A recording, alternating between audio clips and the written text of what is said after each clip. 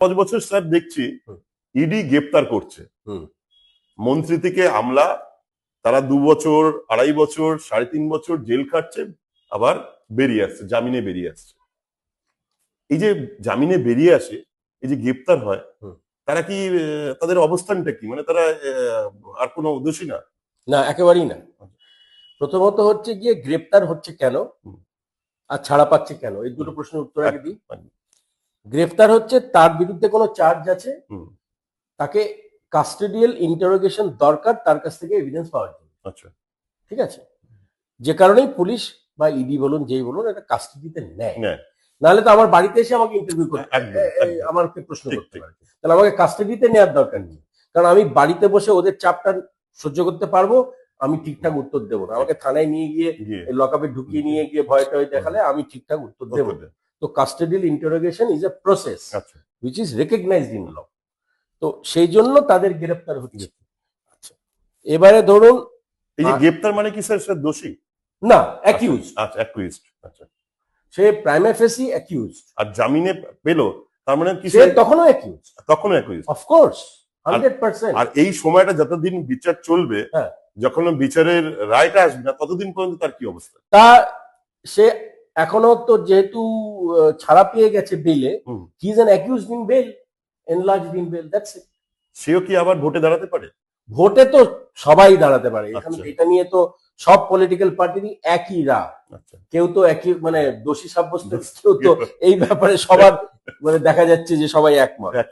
কারণ মানে লোমবাস্তে কম্বল খালি হয়ে যাবে, চোরবাস্তে গা উজাড়, তো কাকে ধরবেন কাকে ছাড়বেন। মানে যতদিন না রায় বেরোচ্ছে, তাহলে তার অবস্থাটা কি? তার অবস্থা হচ্ছে যে he is waiting his trial to end. এবার সে আইদার সে বেকসুর খালাস পাবে, আর নাহলে সে কনভিকশন পাবে। আচ্ছা, এবার ধরুন আমি একজনকে অ্যারেস্ট করলাম অন সার্টেন চার্জেস। বিএনএসও নতুন আইন হয়েছে, তাতেও আগেরও যেটা ছিল 90 দিনের মধ্যে যদি। বিএনএসটা মানে কি? ভারতীয় ন্যায় সংহিতা, যেটা ওই আইপিসি চেঞ্জ হয়ে হলো না, আর বিএনএসএস হলো ভারতীয় ন্যায় কি সংহিতা একটা হচ্ছে, যেটা সিআরপিসি কে চেঞ্জ করলো। তা আগের প্রিন্সিপালে ছিল যে 90 দিনের মধ্যে চার্জশিট না দিলে অটোমেটিক। আচ্ছা, ঠিক আছে। তো এই জন্য নর্মালি অনেক সময় পুলিশ কি করতো, 89 দিনের মাথায় একটা চার্জশিট ফাইল করে।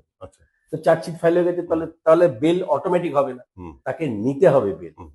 এবারে ধরুন আমি ইনভেস্টিগেশন চলছে, এবার প্রসিকিউশন থেকে তো গিয়ে অপোজ করে যে আমি ওকে কি কি কারণে বেল রিজেক্ট হতে পারে। এক হচ্ছে সে খুব ইনফ্লুয়েন্সিয়াল, 2 হচ্ছে গিয়ে আমার ইনভেস্টিগেশন এখনো শেষ হয়নি, 3 নম্বর হচ্ছে ও এত পাওয়ারফুল যে ও উইটনেসকে ইনফ্লুয়েন্স করবে, 4 নম্বর সে পালিয়ে যেতে পারে। ঠিক আছে, এই কটা কারণে বেল রিজেক্ট হতে পারে। আর যদি না হয়, কোর্ট বলবে যে ওকে তো 2.5-3 বছর তুমি এমনিতে জেলে গেছো, তোমার আর কিসের ইনভেস্টিগেশন দরকার। বিকজ কোর্টের কাছে আপনি দেখবেন সুপ্রিম কোর্ট এই কথাটা বারে বারে বলছে যে bail is the rule, jail is the exception. মানে জেলটা কিন্তু এক্সেপশন, বেলটা কিন্তু রুল।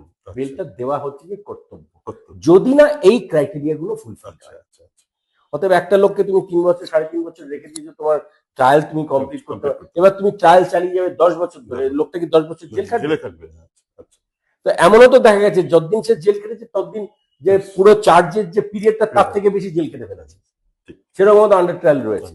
তো সেসব ক্ষেত্রে এখন কোর্ট তো আর কে পলিটিক্যাল নয় ওইভাবে তো বিচার ব্যবস্থা চলে না। বিচার ব্যবস্থাটা ইউনিফর্মিটি আছে, প্রত্যেককে একই চোখে দেখা হবে।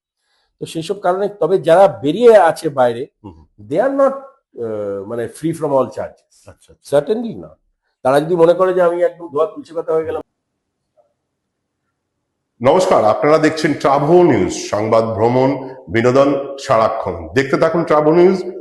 নতুন নতুন খবরের জন্য চোখ রাখুন ট্রাভো নিউজের পর্দায়।